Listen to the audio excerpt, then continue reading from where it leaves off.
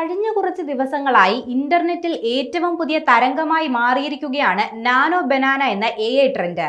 മാസങ്ങൾക്ക് മുൻപ് chat GPT സഹായത്തോടെ സൃഷ്ടിച്ച ജിബ്ലി ചിത്രങ്ങൾ സമൂഹ മാധ്യമങ്ങളിൽ വൈറലായിരുന്നു.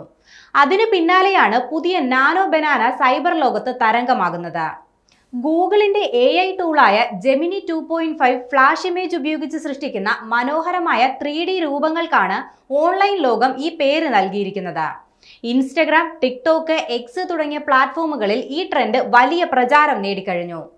കഴിഞ്ഞ മാസമാണ് ഗൂഗിൾ ജെമിനി ആപ്പിൽ നാനോ ബനാന എന്ന ഇമേജ് എഡിറ്റിംഗ് ടൂൾ പുറത്തിറക്കിയത്.